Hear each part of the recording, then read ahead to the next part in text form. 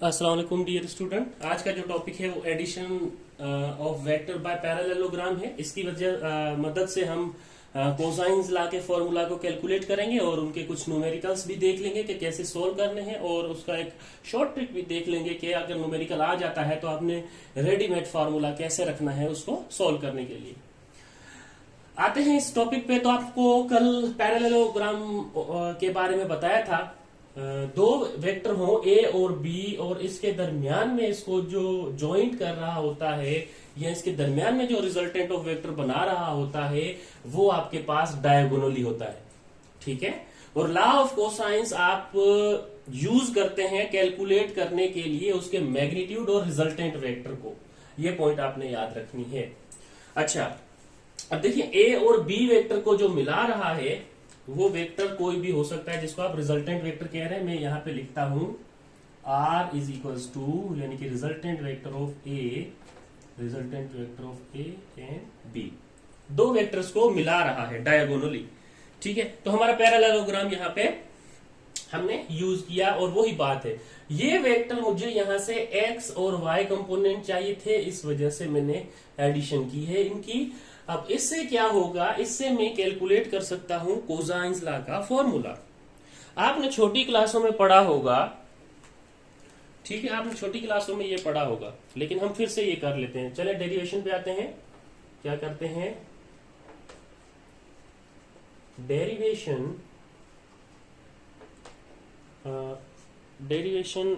For the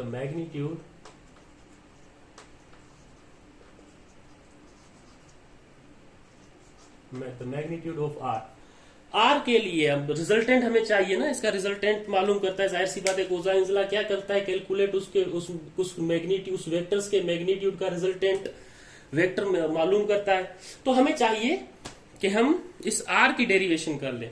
आपने छोटी क्लासों में एक बात पढ़ी थी। क्या बात थी वो, कि जब आप या फिर मैं यहां पे लिख देता हूं डायरेक्ट, बाय अप्लाइंग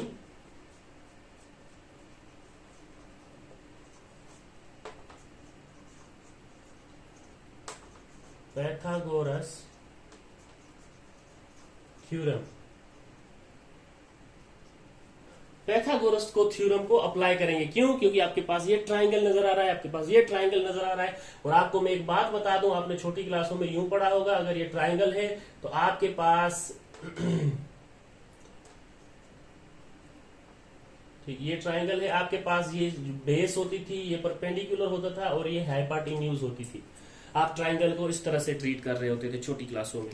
अब यही कॉन्सेप्ट लेके हम चलेंगे, यही हमें चाहिए। और पैथागोरस थ्योरम जो है उसका फॉर्मूला जो था वो आपके पास कुछ यूं था। पैथागोरस थ्योरम में आपने पढ़ा था कि हाइपोटेन्यूज का स्क्वायर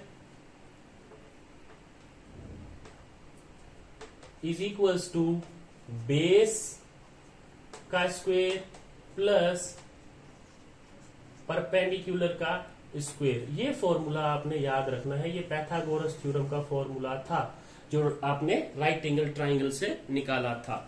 अब बात करते हैं बेस की। तो देखें, बेस में मैंने यहां पे नीचे ट्राइंगल दिया था और वहां पे बेस में ये पूरा हिस्सा, ये अगर यहां की बात की जाए तो ये बेस है, यहां की बात की जाए तो ये भी बेस है। तो यहां पे जो बेस कंसीडर होगी वो यहां से लेके ये होगी बेस, यहां तक ये टोटल बेस होगी आपके पास। ठीक है। और अगर y कंपोनेंट वाला हिस्सा देखा जाए, इस ट्राइंगल को आप बाहर निकाल लें अपनी इमेजिनरी आंखों से, तो आपको यहां पे परपेंडिकुलर नजर आएगा। जब ये वेक्टर निकाल लिया है तब यहां पे आपको परपेंडिकुलर नजर आएगा। ठीक है।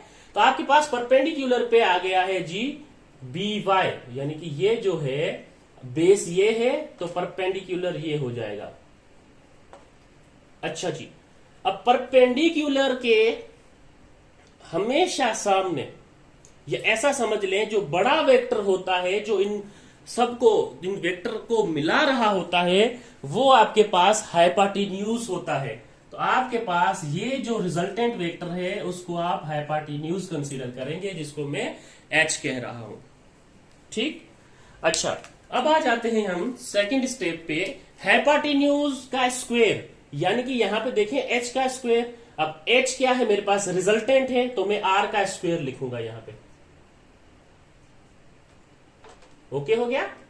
बेस का स्क्वायर, अब बेस में ये a भी आता है कैपिटल a वेक्टर और bx भी आता है।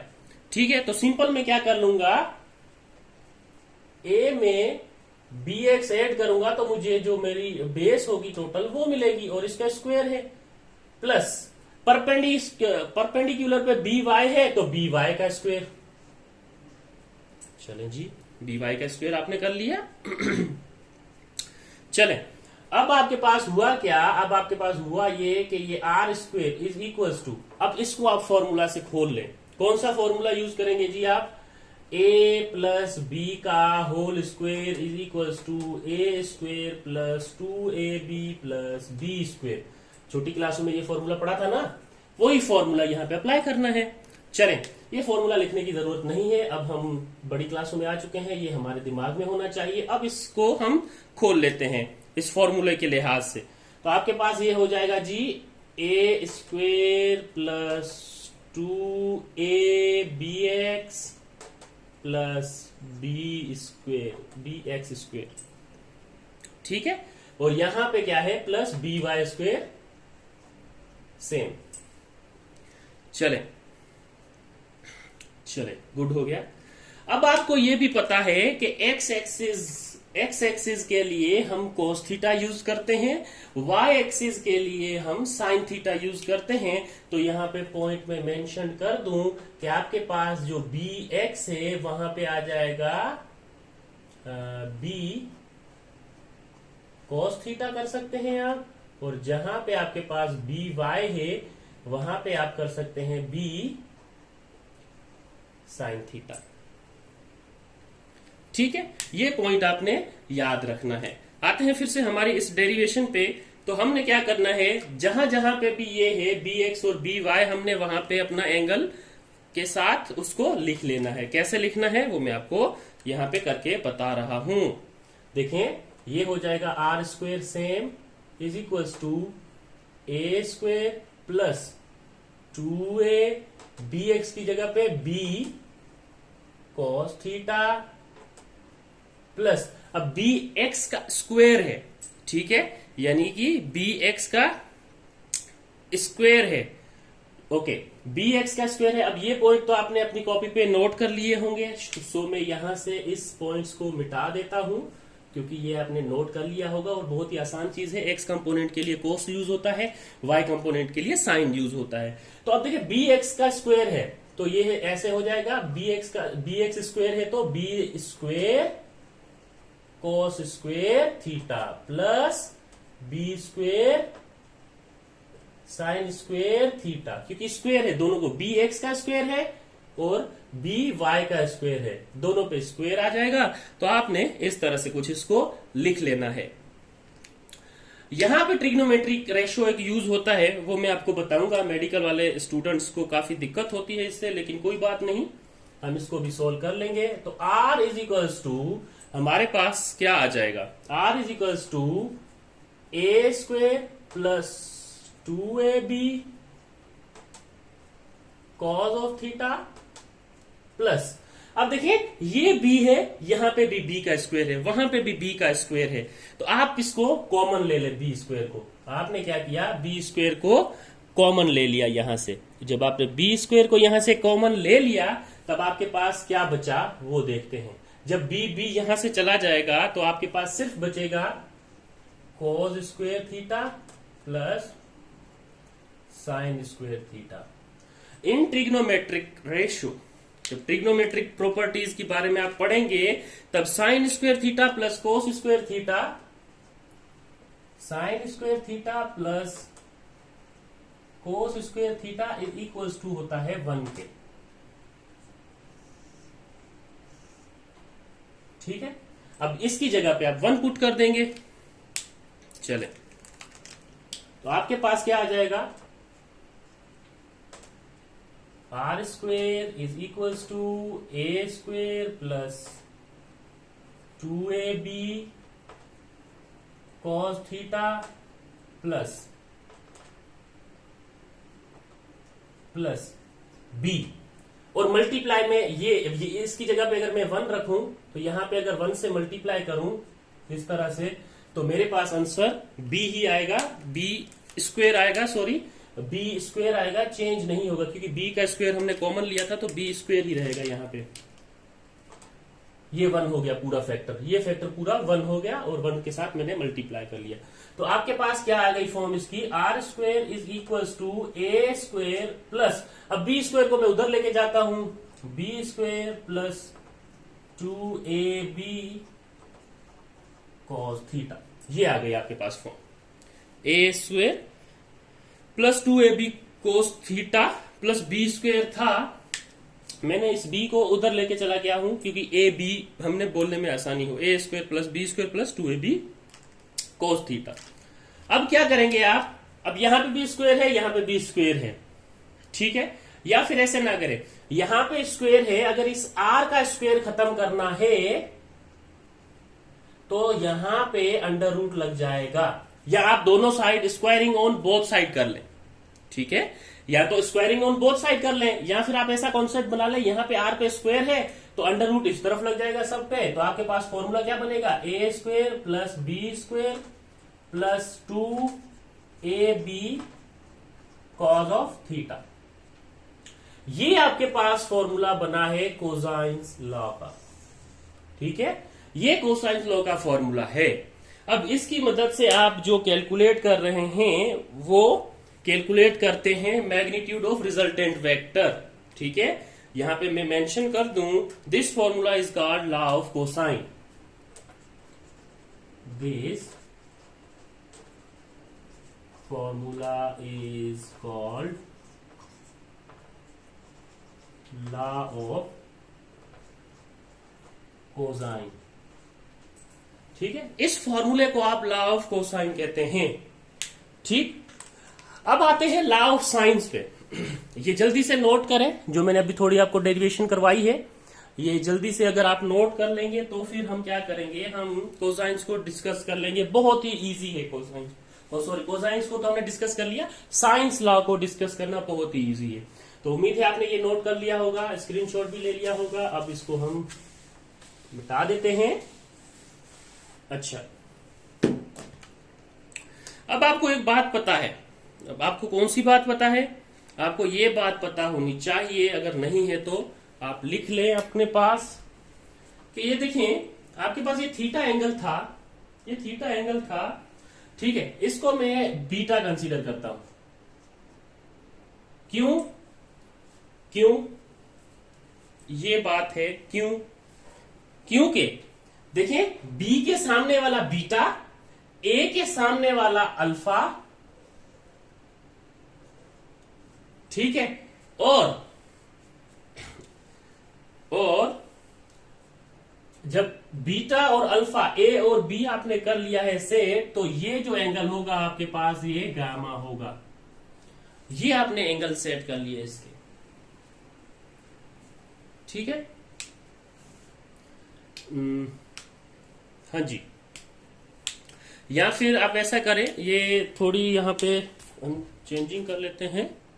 क्या करते हैं हम, अब इसको देखते हैं कि ये कर लेते हैं, ए के सामने वाला हमने यहां पे देखें, ये ए है, इसके सामने वाला अल्फा, ठीक है, बी के सामने वाला यहां पे ये बीटा कर लेते हैं, और हेपाटिन्यूज यानी कि ये हम कर लेते हैं गैमा। चले, अब हम इसके लिहाज से सॉल्यूशन करेंगे। अब देखें एंगल एक दूसरे के सामने है, और हमें पता है कि हमें ये पता है कि साइंस लॉ जो है, यहां पे लिख दूं, law of sines is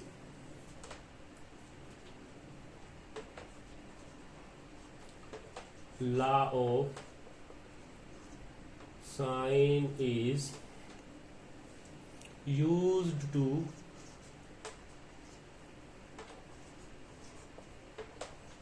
determine the direction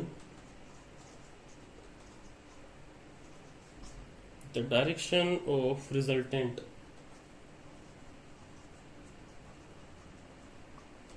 ठीक है। The direction of resultant. Law of sines क्या करता है? लॉ ऑफ साइंस हम तब यूज कर रहे होते हैं जब हमें डायरेक्शन चाहिए रिजल्टेंट की। मैंने एंगल सेट कर लिए बीटा, अल्फा और गैमा। अब देखें, करना यह है कि आपने इन एंगल्स के सामने वाले हिस्से लेने हैं और इक्वेट करना है, इक्वल रख देना है। यानी कि डायरेक्शन ऑफ रिजल्टेंट जब आप करेंगे,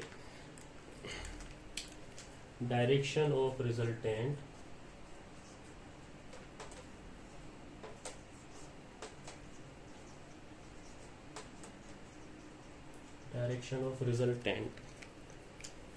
ठीक, तो आपके पास क्या होना चाहिए?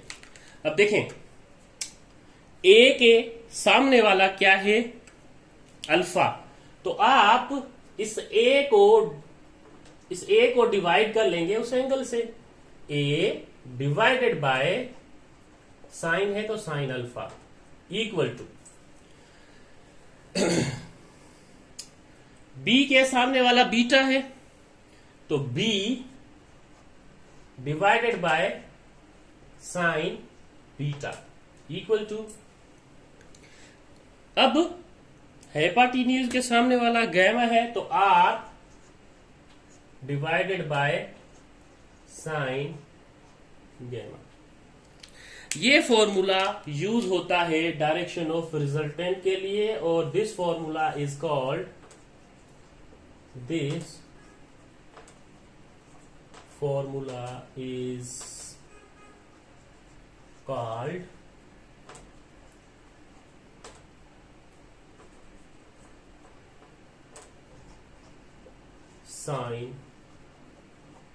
साइंस लॉ, ठीक है, या लॉ ऑफ साइंस।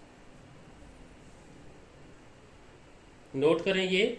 अब आते हैं हम इसके डिफरेंट क्वेश्चनिंग पे। ये साइन लॉ कर दें या लॉ ऑफ साइन कर दें, law of sign. This formula is called law of sign. चले, ये नोट कर लिया होगा आपने, उम्मीद है। अब इनके कुछ क्वेश्चंस कर लेते हैं हम कि किस तरह से इनके क्वेश्चंस आ सकते हैं।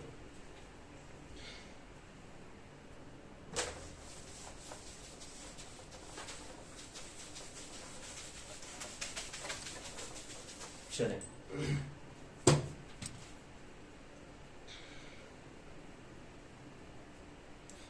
लेट सपोज आपके पास कोई एक क्वेश्चन है जो कि कोसाइंस लॉ पे है, ठीक है। यहां पे मैं लिख लेता हूं कोसाइन लॉ।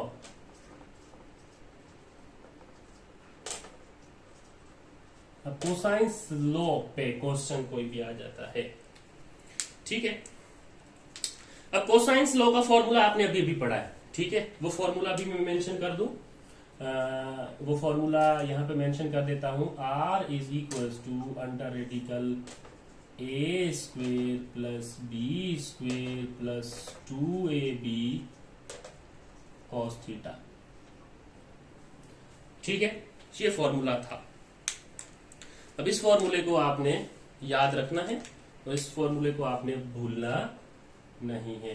तो ये फॉर्मूले को आप क्या करेंगे, हाईलाइट कर लेंगे।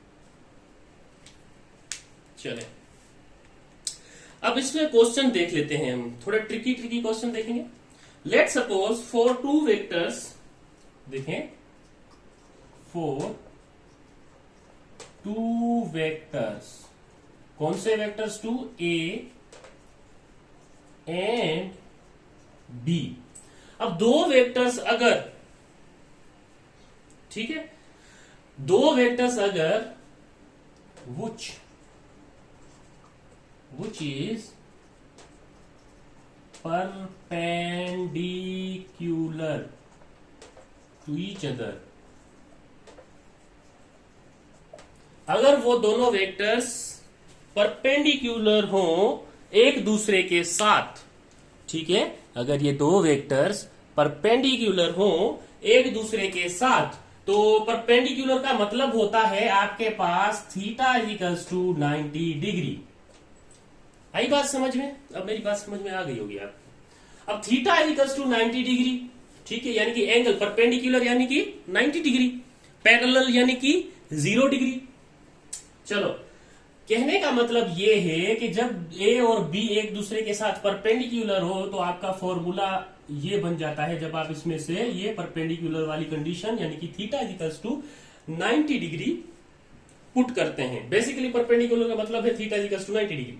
चलिए, a square plus b square plus 2ab cos 90 degree.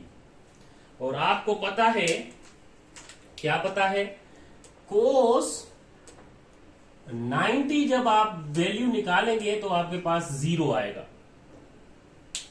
ठीक है, cos 90 डिग्री पे आप इसको कैलकुलेट करेंगे तो आपके पास आंसर 0 आ जाएगा। तो ये पूरा फैक्टर जो है वो 0 के साथ मल्टीप्लाई होगा। ये यानी कि cos 90 0 0 मल्टीप्लाई बाय 2ab, सबको 0 कर दिया।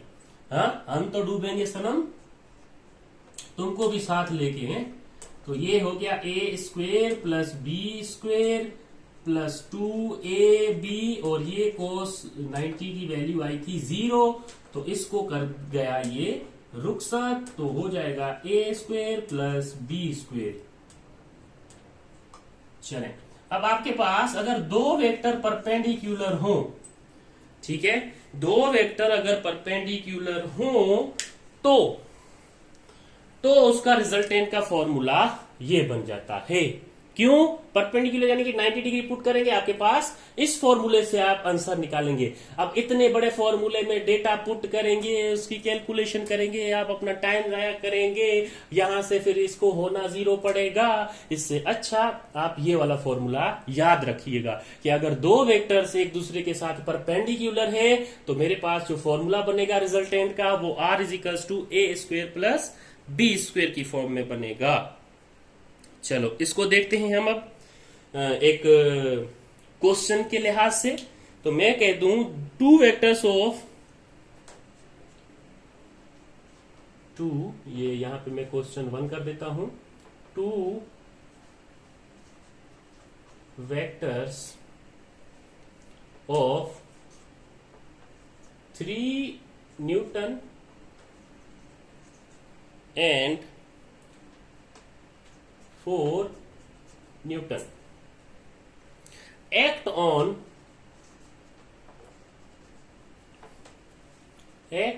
a body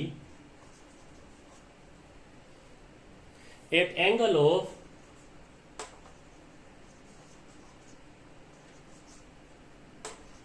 90 degree. अब यहां पे एट एंगल ऑफ 90 डिग्री लिख रहा हूं, या फिर मैं ये लिखता act on a body at perpendicular to each other, ठीक है, तो भी 90 कंसीडर होता।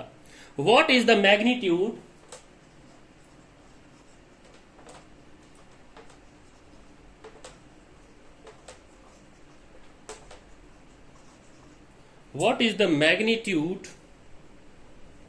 of their resultant? ठीक है, तो आपके पास कुछ ऑप्शंस गिवन होंगे।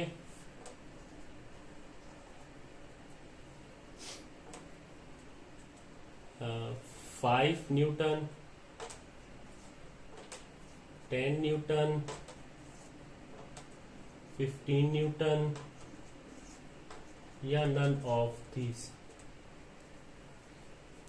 चलें, क्वेश्चन समझ आ गया। चले आते हैं। अब आपको पता है जब दो वेक्टर्स की बात की जाएगी, एंगल की बात की जाएगी, अंदर एंगल आ जाएगा, उसमें एंगल मौजूद है, तो आपके जहन में कोसाइंस लॉ आ रहा होगा। और आप फिर क्या करेंगे, आप फिर ये करेंगे कि r is equals to cosines law होता है, यहां पे सॉल्यूशन के तौर पे आप ये करेंगे r is equals to A square plus B square plus 2ab cos theta. ठीक है, फिर बच्चे क्या करेंगे, फिर बच्चे ये करेंगे कि इस सब में वैल्यूज पुट करेंगे। नहीं, यहां से थोड़ा शॉर्टकट बना लें, आंसर इससे भी सेम आएगा, आंसर इससे भी सेम आएगा। यहां पे देखें एंगल ऑफ 90 डिग्री, आपका दिमाग इतना काम करना चाहिए कि 90 डिग्री की बात कर रहा है, कोसाइंस लॉ में यहां पे अगर 90 पुट करूं तो ये मेरा पूरा फैक्टर क्या हो जाता है, यहां पे अगर मैं 90 पुट करूं तो ये मेरा पूरा फैक्टर रुखसत होके 0 हो जाता है। क्यों? क्योंकि cos 90 मुझे 0 आंसर मिलेगा। तो बचेगा आपके पास r is equal to under root a square plus B square. अच्छा, आपने घर में बैठ के इस पूरे फॉर्मूले से सॉल्व करना है, ठीक है। बेशक आप पूरे फॉर्मूले से सॉल्व करें, मैं आपको इसका जो शॉर्टकट निकाला है उससे आपको सॉल्व करवा देता हूं। ये हो गया a square plus B square. तो मेरे पास ये ए वेक्टर था 3 न्यूटन का यानी कि 3 का स्क्वायर, और बी वेक्टर था 4 का, तो 4 का स्क्वायर। तो ये आ जाएगा जी 9 प्लस 16, ठीक है। तो 9 और 16 आई थिंक सो 25 होता है, और 25 का अंडर रूट 5 न्यूटन आ जाएगा। तो यहां से आपका रिजल्टेंट जो आएगा वो 5 न्यूटन का आएगा। That's it. अब आपने घर पे बैठ के ये पूरे फॉर्मूले से सॉल्व करना है इसको, ठीक है।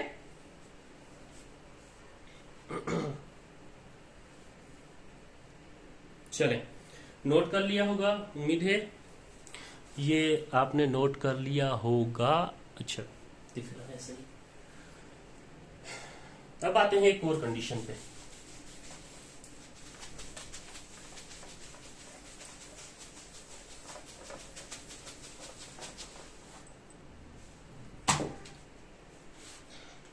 अच्छा, अब एक बात याद रखिएगा। बात कौन सी याद रखनी है आपने? बात ये याद रखनी है कि आपके पास जो वेक्टर है ए है, यानी कि मोड ऑफ वेक्टर ए बराबर हो मोड ऑफ वेक्टर बी के, मोड ऑफ वेक्टर ए बराबर हो मोड ऑफ वेक्टर बी के। अब वो वेक्टर कोई भी वैल्यू दे सकता है, ये दोनों की सेम वैल्यूज हो ना, तो मैं यहां पे ए कंसीडर कर लेता हूं। यानी कि जितने साइज का ए वेक्टर है उतने ही साइज का वेक्टर बी है। तो मैंने इन दोनों को इक्वल कर दिया, लेकिन ये दोनों क्या हैं? आपस में परपेंडिकुलर हैं, but a perpendicular to b. अब इस परपेंडिकुलर का क्या मतलब था? हमने अभी अभी पढ़ा है theta is equals to 90 degree. चलें, अच्छा अब क्या करेंगे आप? अब theta is equals to 90 degree, तो आपके पास जो कोसाइंस लॉ है उसमें से क्या बचेगा? r is equals to under radical a square plus B square बच जाएगा। यही बच जाएगा ना? हाँ जी। अब क्या करेंगे आप ये करेंगे कि अब a और b इक्वल है a के, यानी कि a वेक्टर और b वेक्टर दोनों इक्वल हैं। तो यहां पे अगर b की जगह पे मैं जब 90 पुट करूंगा तो मेरे पास ये फॉर्मूला बनेगा ना। अब कंडीशन तो ये है a और b सेम a है, तो देखें तो अब आ जाएगा जी a स्क्वेयर प्लस a का स्क्वेयर। ऐसा ही, बिल्कुल ऐसा ही। तो यहां पे आपके पास आ जाएगा r is equals to A square plus a square 2a square. अब ये शॉर्टकट क्यों बना रहा हूं ये भी मैं आपको बताता हूं। r इज इक्वल्स टू ये हो जाएगा जी आपके पास a का स्क्वेयर खत्म करेंगे तो यहां पे under root 2 into a square, या ए स्क्वेयर इंटू अंडर रूट 2। ये देखें, इस तरह का आपने अब एक फॉर्मूला बना दिया, यानी कि resultant of two vector equal in magnitude. देखें रिजल्टेंट यहां पे मैं लिख देता हूं, यानी कि resultant of two vector equal in magnitude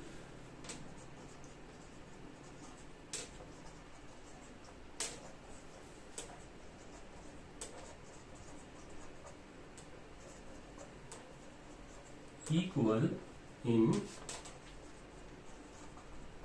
magnitude. ठीक है, दो वेक्टर का जो रिजल्टेंट होगा, ठीक है, resultant of two vector equal in magnitude and acting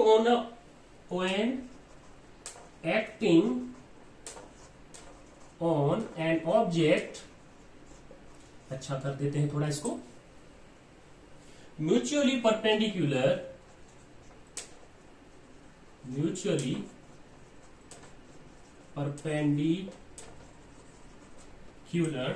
to each other.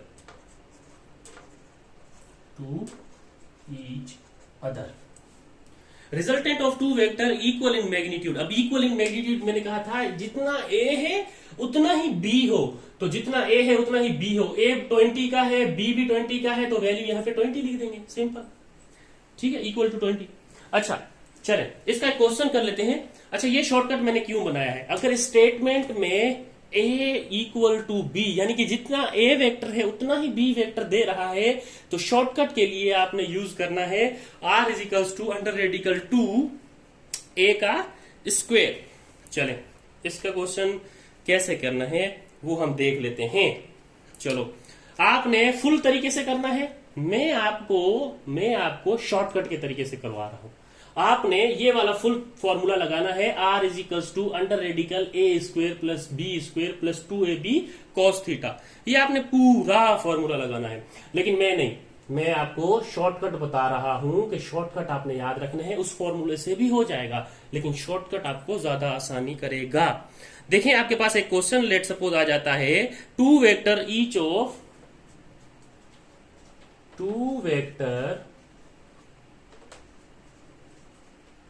each of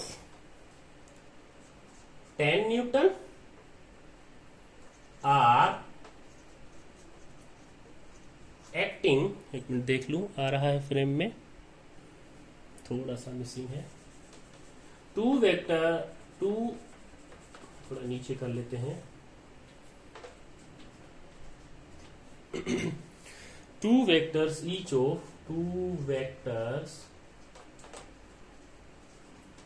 each of 10 Newton,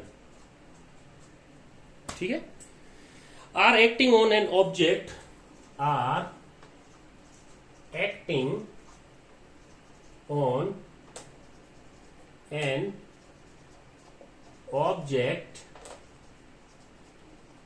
mutually perpendicular to each other,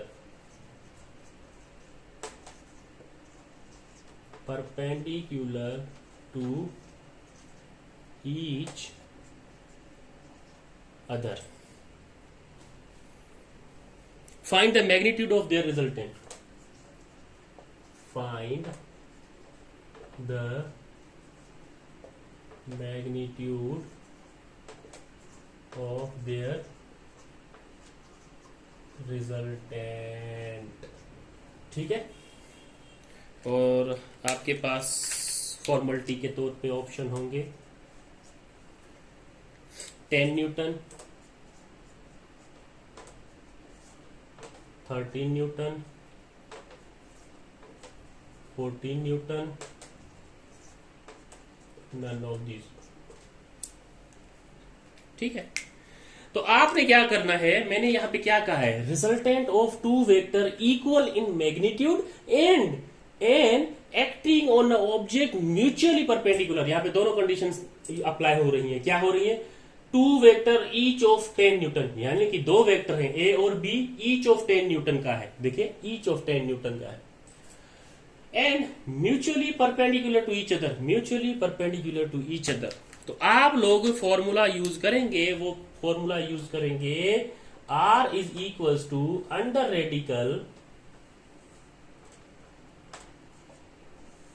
radical a square plus B square plus 2ab cos theta वाला करेंगे, यही करेंगे ना। और मैंने यहां से ये शॉर्टकट बनाया है। क्यों? देखें, a square plus b square plus 2ab perpendicular है, तो cos 90 0, ये पूरा फैक्टर 0 हो गया। उसके बाद ए स्क्वायर प्लस बी स्क्वायर बचा मेरे पास, ये मैंने यहां पे लिखा। अब बी भी ए वेक्टर जितना है, यानी कि 10 न्यूटन जितना है, तो ए की जगह, बी की जगह पे मैं ए पुट कर दूंगा, तो ए स्क्वायर प्लस ए स्क्वायर हो जाएगा 2a स्क्वायर।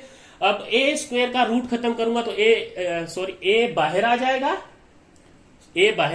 और अंडर रूट में 2 रहेगा, वहां पे मैंने स्क्वायर किया हुआ है। चले, अब क्या करेंगे आप? अब मल्टीप्लाई करेंगे। अब देखिए, मेरे पास जो फॉर्मूला बचेगा, आप लोगों ने इस फॉर्मूले से करना है इसको, आप लोगों ने अटेम्प्ट इस फॉर्मूले से करना है इसको। मैंने जो शॉर्टकट बनाया है वो r is equals to under radical 2 into a, ठीक है, अंडर रेडिकल 2 इंटू ए, यानी कि r is equals to under radical 2 को जब मैं ए से मल्टीप्लाई करूंगा, कितना है 10 न्यूटन है दोनों का, चले 10, यानी कि अगर मैं इसको इससे मल्टीप्लाई करूं तो ये मेरे पास तकरीबन आना चाहिए are is equals to, radical 2 की वैल्यू होती है 1 point in this and 10 multiply होगा तो ये अप्रोक्सीमेटली आंसर 40 न्यूटन तक आ रहा होगा मेरा। तो जो अप्रोक्सी आंसर होगा वो मेरा 14.1 न्यूटन होगा। ठीक है, तो 14.1 न्यूटन या 14 न्यूटन मेरा आंसर आ रहा है, तो यहां से भी मैं इसको हल ऐसे कर सकता हूं। तो उम्मीद है ये आपको ये भी समझ आया होगा। चलें, अब हमने क्या किया है, 90 डिग्री पे तो इसको देख लिया, ठीक है, 90 डिग्री पे हमने इसको देख लिया। अब थोड़ी कंडीशन हम अपनी चेंज करते हैं। ये नोट करें, आपने इस पूरे फॉर्मूले से करना है, मैंने ये शॉर्टकट जो बनाया था मैंने उससे किया है। तो मेरा यहाँ पे अप्रोक्सी 14.1 आ रहा है, यानी कि ऑप्शन में मेरा क्लोजेस्ट ऑप्शन है 14, तो ये आंसर सही होगा। तो नोट करें इसको। अब आते हैं हम सेकंड एक और कंडीशन पे, क्योंकि जितना हो सके हम इसको आज कवर अप कर लेते हैं, कोई क्वेश्चन आपको फिर दिक्कत ना दे।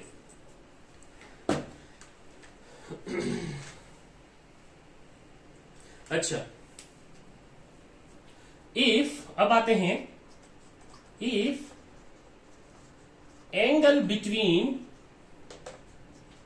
टू वेक्टर्स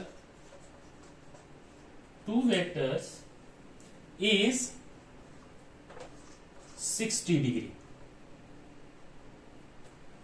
अब एंगल आ जाता है 60 डिग्री पे, 90 डिग्री पे तो हमने बात कर ली, ठीक है, हाँ 90 डिग्री पे तो हमने बात कर ली। अब आते हैं हम 60 डिग्री पे, तो हमारे पास जो कोसाइन लॉ है वो होता है R is equals to under radical a square plus b square plus 2ab cos theta. ठीक है, ये होता है ना। अब इस थीटा की जगह पे आप 60 पुट करेंगे, पुट कर लेते हैं, R is equals to under radical a square plus b square plus 2ab cos 60। और आपको बता दूं कॉस 60 इक्वल होता है 1/2 या फिर आप कहते हैं 0.5 के। ठीक है, चले मैं यहां पे 1/2 यूज करूंगा, किसी रीजन की वजह से आपको पता लगेगा कि मैं कितना स्मार्ट हूं। ठीक है, सॉरी मजाक था। A square plus b square plus 2ab। अब कोस 60 क्या है, 1 इंटू 2 है, ठीक है, ओ सॉरी 1/2 इसकी वैल्यू है, तो मैं इसके साथ मल्टीप्लाई करूंगा 1/2। ये 2 के साथ मैंने कैंसिल करना था, इसलिए मैंने 0.5 वैल्यू यूज नहीं की, सिर्फ 1/2 यूज की है। तो अब यहां से मेरे पास क्या बचेगा, R is equals to a square plus b square plus ab, यही बचेगा ना, a square plus b square plus ab बचेगा। चलें, अब ये मेरा फॉर्मूला आ गया है कब, जब दो वेक्टर्स के दरमियान में एंगल मुझे 60 डिग्री मिला हुआ हो। मेरे प्यारे स्टूडेंटों, अगर आपके पास कुछ यूं क्वेश्चन आ जाता है, क्वेश्चन नंबर 3, ठीक है, क्वेश्चन नंबर 3, अगर इफ मोड ऑफ ए, यानी कि वेक्टर ए इक्वल हो बी के, ठीक है, अब ये लेट सपोज आपको गिवन है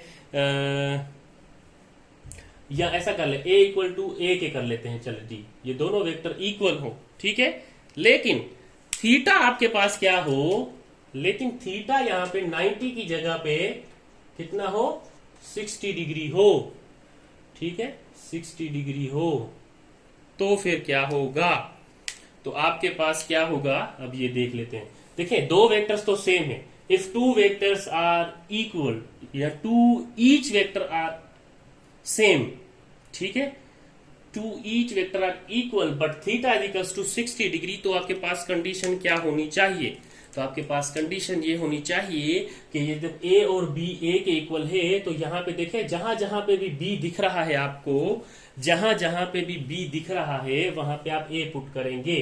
तो आपके पास फॉर्मूला क्या आया था, r is equals to A square plus B square plus a और बी आया था जब 60 डिग्री पे सिर्फ सोल्व किया आपने। तो अब आप क्या करेंगे, अब बी की जगह पे बी आल्सो इक्वल टू है क्योंकि ए इक्वल टू बी और ये ए के इक्वल है, तो मैं क्या करूंगा बी की जगह पे ए की पुटिंग करूंगा। तो मेरे पास यहां से क्या आना चाहिए, are is equals to under radical a square plus a into a. तो ये क्या हो जाएगा, r is equals to A square plus a into a square. तो यहां से आ जाएगा जी r is equals to under root 3 a square, तो r is equals to under radical 3 a. तो मेरे पास जो रिजल्टेंट का फॉर्मूला आएगा वो कुछ इस तरह से होगा।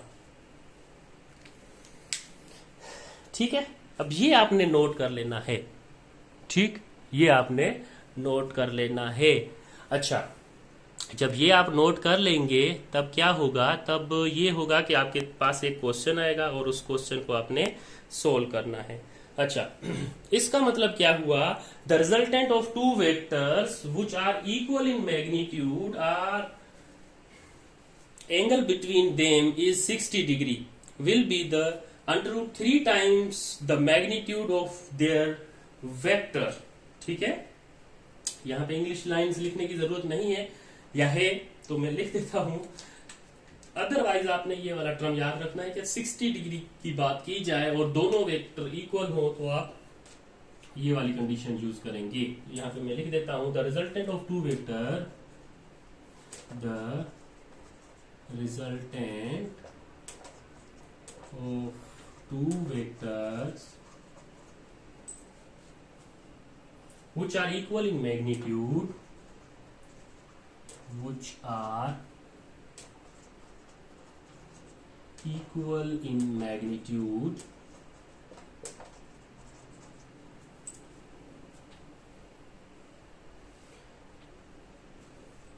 and angle between them is 60 degree. चले मार्कर अब चेंज करके इधर लिखते हैं, will be root 3 times of, will be root 3 times of 2 root 3 times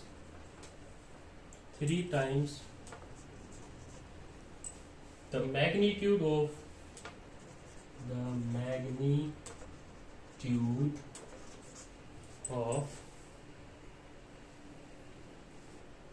either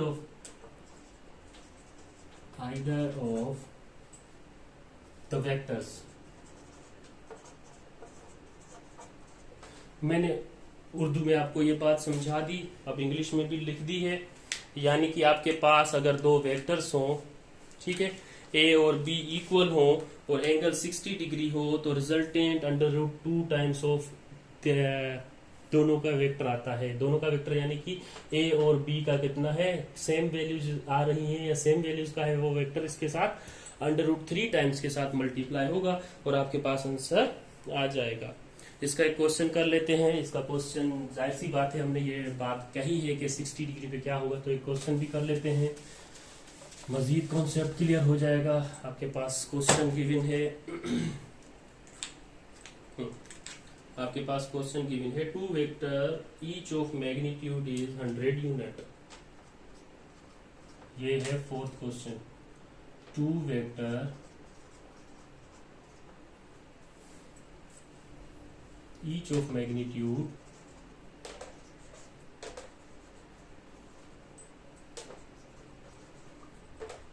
is 100 unit.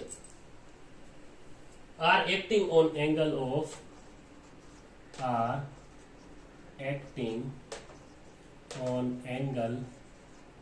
of 60 degree. What will be the resultant? What will the magnitude of their resultant?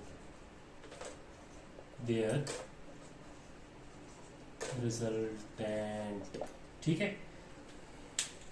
आपके पास कुछ options होंगे। A option पे let suppose आपके पास given है 172 unit, B पे 175 unit, सी पे 180 unit और डी पे 182 यूनिट। चलिए सॉल्व कर लेते हैं। मेरी एक कंडीशन लागू हो रही है। कौन सी कंडीशन? जो मैंने यहाँ पे निकाली है कि दो वेक्टर्स अगर सेम हो, यानी कि दो वेक्टर्स ए भी 100 यूनिट का हो, बी भी 100 यूनिट का हो, तो यहाँ पे साफ साफ लिखा हुआ है two vectors each of magnitude is 100 unit, यानी ए भी 100 का है, बी भी 100 का है। एंगल 60 डिग्री हो तो मैं ये वाली फॉर्म यूज कर सकता हूँ। आप लोगों ने जो फॉर्म यूज करनी है वो आर इज टू ये वाली करके होमवर्क एज मुझे कमेंट बॉक्स में बताना है कि क्या आंसर आता है आपका। इससे a square plus B square plus 2ab cos theta आपने इससे सॉल्व करना है, और मैंने इसकी शॉर्टकट बनाई हुई है, तो शॉर्ट ट्रिक से मैं इसको सॉल्व करने लगा हूं। तो जब मैं इसको शॉर्ट ट्रिक से सॉल्व करूंगा तो मैं करूंगा r is equals to under radical 3 into a, यानी कि r is equals to under radical 3 into a vector यानी कि 100 यूनिट। तो r is equals to under radical 3 की जो वैल्यू आती है उसको आप 100 से मल्टीप्लाई करेंगे, 100 यूनिट ऑफ वेक्टर से मल्टीप्लाई करेंगे, तो आपके पास तक अप्रोक्सीमेटली 172 यूनिट तक इसका आंसर निकल रहा होगा। तो यहाँ से ए ऑप्शन आपका बिल्कुल सही लग रहा है, क्योंकि अंडर रूट जो है उसकी अंडर रूट 3 जो है उसकी वैल्यू होती है 1.72।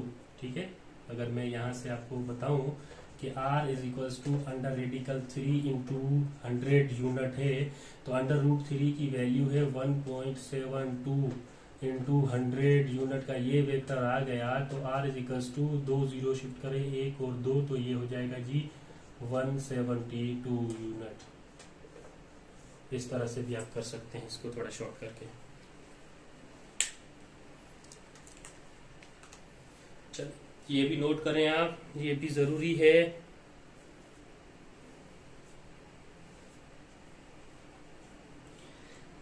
अब इन सब कंडीशन में हमने देखा कि हम एंगल तो हमें गिवन है, हा? इन सब कंडीशन में देखा एंगल तो हमें गिवन था, लेकिन अगर दोनों वेक्टर्स का मैग्नीट्यूड और इसका रिजल्टेंट भी मिला हुआ हो, यानी कि ये दोनों वेक्टर्स का मैग्नीट्यूड और ये रिजल्टेंट भी मिला हुआ हो, और हमें कहे कि इसका एंगल क्या होगा, तो अब हमने क्या करना है उसको हम अब फिर से डिस्कस करने लगे हैं।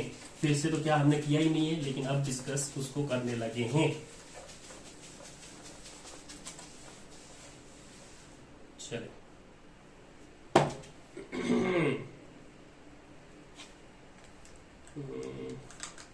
एंगल बिटवीन टू वेक्टर्स, चलें एंगल बिटवीन टू वेक्टर्स, दो वेक्टर्स के दरमियान में अब हम एंगल देखने जा रहे हैं। चलें, ये मार्कर ग्रीन मार्कर थोड़ा इशू कर रहा है आपको, आपकी आंखें ना खराब हो, है सर सही दिख ही नहीं रहा ग्रीन मार्कर से। तो एंगल बिटवीन टू वेक्टर्स, चलिए ये फिर भी सही है।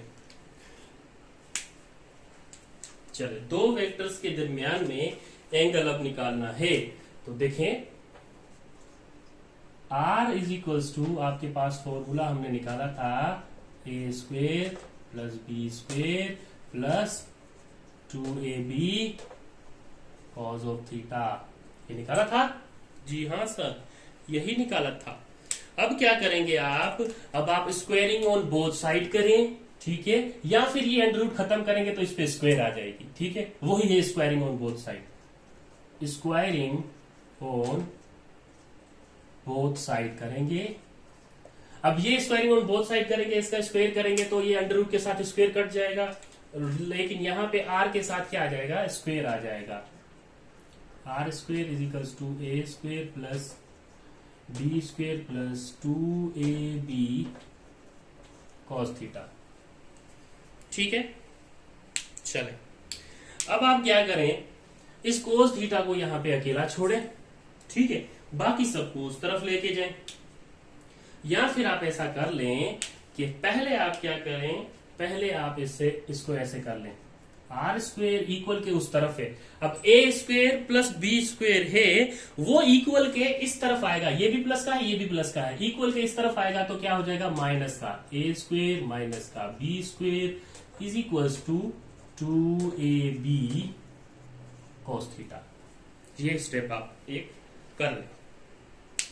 अच्छा, जब आप उस तरफ लेके गए हैं ए स्क्वेयर बी स्क्वेयर को, उसके बाद फिर आप 2ab को भी इस तरफ लेके आए। अब 2ab इस कोस थीटा के साथ मल्टीप्लीकेशन में है, इक्वल के इस तरफ आएगा तो किस में हो जाएगा, ये R square a square minus b square, multiplication में है, इधर आके डिवाइड हो जाएगा, 2ab is equals to cos theta.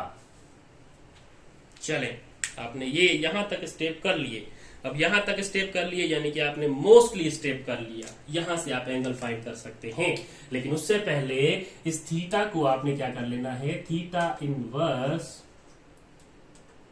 Cos, theta inverse is equals to cos inverse R square minus a square minus b square divided by 2ab, इस तरह कर लेना है, ठीक है। Theta is equals to cos inverse R square minus a square minus b square over 2ab। ये जो form है यहां से आप इनका एंगल निकाल सकते हैं, ठीक है, एंगल निकाल सकते हैं, बिल्कुल यहां से हम एंगल निकाल सकते हैं। चलें जी, आज जाते हैं इसके एक एग्जांपल्स क्वेश्चन पे। चलें यहां पे क्वेश्चन लिख लेते हैं। क्वेश्चन क्या कहता है, find the angle between two vectors of, find the angle between two vectors of 8 Newton and 17 Newton. या फिर आप कर लें इसको, हाँ जी, 8 न्यूटन और 17 कर लेते हैं, 8 Newton and 17 Newton. If magnitude of their resultant is 25, if magnitude of their resultant is 25 Newton, then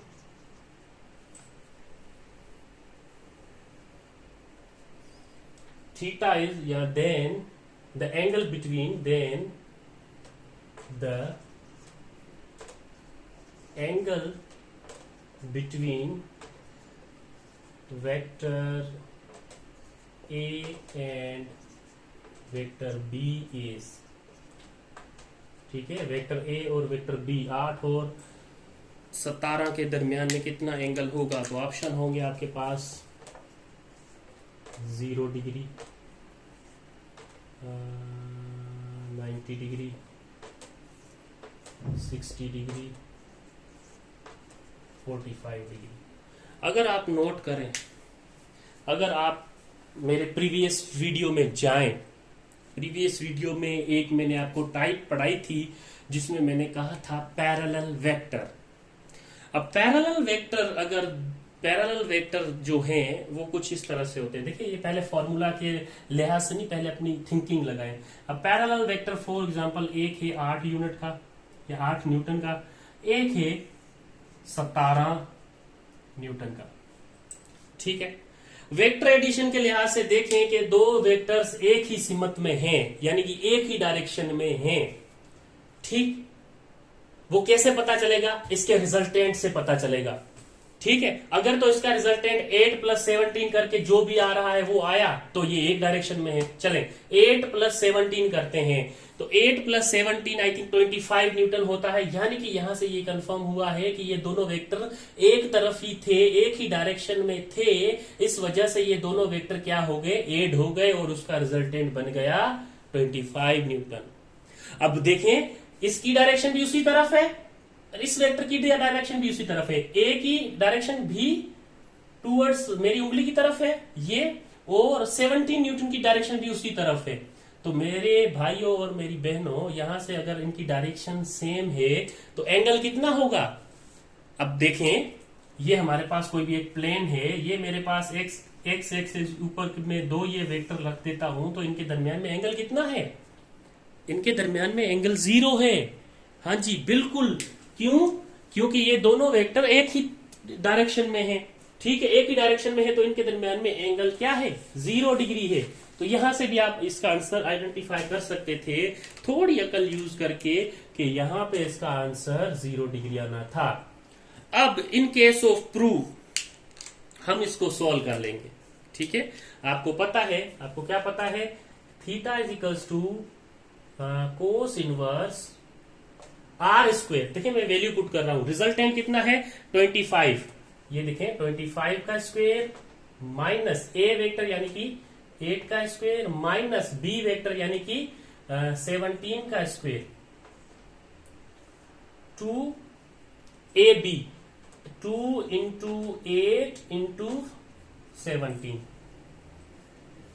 ठीक है, अच्छा तो यहां से ये आ जाएगा theta is equals to cos inverse. मेरी ये वाली बात ना भूलिएगा, ये बहुत मैंने आपको शॉर्ट कर दिया था। अगर मेरी ये बात आपने याद रख ली ना तो ये झंझट से बच जाएंगे जो मैं यहाँ पे सोल्व कर रहा हूँ। 25 का स्क्वायर करेंगे तो 625 आता है, और 64 माइनस 17 का स्क्वायर आपको पता है 289 होता है, और आप जब मल्टीप्लाई करेंगे 2 × 8 16, 16 मल्टीप्लाई बाय 17 तो हो जाएगा 272।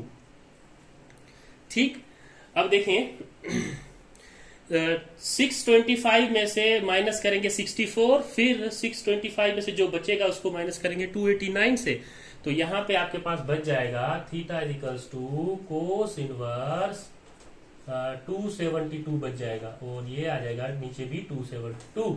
ये 272 आपस में कैंसिल आउट हो जाएंगे, तो आपके पास आ जाएगा theta is equals to cos inverse 1। अब कोस इनवर्स 1, कोस हमें 1 कब देता है? जब theta is equals to 0 degree angle हो। ठीक है, कोस हमें 1 कब देता है? जब theta is equals to 0 degree हो। अब आप ही बताएं कि मैंने वो जो तरीका लगाया था कि 8 न्यूटन और 17 न्यूटन का रिजल्टेंट पहले देख ले क्या आता है। 8 न्यूटन और 17 न्यूटन का रिजल्टेंट आता है 25 न्यूटन। तो अब 25 न्यूटन आ रहा है, यानी कि आप इन दोनों वेक्टर्स को ऐड कर रहे हैं, और दोनों वेक्टर्स ऐड कब होंगे? जब सेम डायरेक्शन में होंगे, और प्लेन पे अगर कोई भी वेक्टर सेम डायरेक्शन में हो उसके दरमियान में एंगल 0 डिग्री होता है। ये पॉइंट था आपको समझाने वाला पॉइंट। चलें यहां पे हम इस एंगल्स के क्वेश्चंस को खत्म करते हैं। ठीक है, इंशाल्लाह हम नेक्स्ट लेक्चर में हम अपना अगला टॉपिक डिस्कस करेंगे, लेकिन इस एंगल पे भी आपने प्रैक्टिस करनी है। लेट सपोज आपके पास अगर मैं होमवर्क के तौर पे दे दूं तो मैं ये कह दूं, चलें ये आपने मुझे सॉल्व करके दिखाना है, यानी कि आपने एंगल्स इसके सॉल्व करके निकालने हैं, और वो आपने क्या करने हैं? सीधा सीधा कमेंट करने हैं, तो मुझे पता लगे आपने कितना गेन किया है इसमें से। लेट सपोज आपके पास क्वेश्चन 1 में मैं अगर कह दूं कि आपके पास वेक्टर ए जो है, वेक्टर ए है वो इक्वल है 3 यूनिट के, और वेक्टर जो बी है वो आपके पास इक्वल है 4 यूनिट के, और इनका जो रिजल्टेंट है आर वो इक्वल है 7 यूनिट के, तो मुझे बताओ कि थीटा इज इक्वल्स टू कितना होगा। क्वेश्चन 1 पे आपने ये करना है। अच्छा, क्वेश्चन 2 अगर मैं दे दूं, कमेंट में जरूर बताइएगा, ठीक है। क्वेश्चन ए में अगर मैं दे दूं आपको कि आपके पास एक वेक्टर है 100 यूनिट का और बी वेक्टर है आपके पास 50 यूनिट का, और आप बताएं कि इसका जब रिजल्टेंट 50 यूनिट होगा तो इसके दरमियान में एंगल कितना होगा। क्वेश्चन 3, अगर आपके पास एक वेक्टर है, ए वेक्टर है 3 यूनिट का, चले सही है, 3 यूनिट का, बी वेक्टर है 4 यूनिट का, और आपके पास उसका रिजल्टेंट जो है वो 5 यूनिट है, तो अब बताएं कि थीटा इज इक्वल्स टू कितना। 4 क्वेश्चन दे देते हैं, 5 क्वेश्चन पूरे करते हैं। क्वेश्चन 2, लेट सपोज आपके पास ए वेक्टर है 10 यूनिट का, बी वेक्टर है 10 यूनिट का, रिजल्टेंट जो है वो है अंडर रेडिकल 200, तो बताएं थीटा इज इक्वल्स टू कितना होगा। क्वेश्चन नंबर 2 कर दिया, यहाँ पे 4 था, ये माइनर मिस्टेक्स। क्वेश्चन नंबर 5 पे आते हैं। अगर आपके पास A इक्वल टू 50 यूनिट है, B इक्वल टू 25 यूनिट है, ठीक है, और इसका जो रिजल्टेंट है वो 25 यूनिट आ रहा है, तो बताएं कि इसके दरमियान में एंगल कितना होगा। ये 5 क्वेश्चंस आपने करके कमेंट बॉक्स में मुझे जरूर बताना है, ठीक है। स्टेटमेंट यही रखिएगा, यही स्टेटमेंट रखिएगा, ठीक है, यही स्टेटमेंट रखिएगा। यहाँ पे पहले क्वेश्चन के लिहाज से 3, सेकंड के लिहाज से 4, रिजल्टेंट की जगह पे अपने 7, बस, ठीक। ये क्वेश्चन आपने करने हैं और फिर मुझे ये कमेंट बॉक्स में जरूर बताना है कि इनके आंसर क्या है। नेक्स्ट क्लास में हम डिस्कस करेंगे रिजोल्यूशंस ऑफ वेक्टर, ठीक है, रिजोल्यूशंस ऑफ वेक्टर। उसके बाद हम जाएंगे डॉट प्रोडक्ट और क्रॉस प्रोडक्ट में। लेकिन आप ये वीडियोस पूरी देखा करें और समझा करें मैं क्या कहना चाहता हूं, मैं किस तरह से सोल्व कर रहा हूं, ये आपको काफी हेल्प करेगा। इंशाल्लाह मिलते हैं नेक्स्ट लेक्चर में।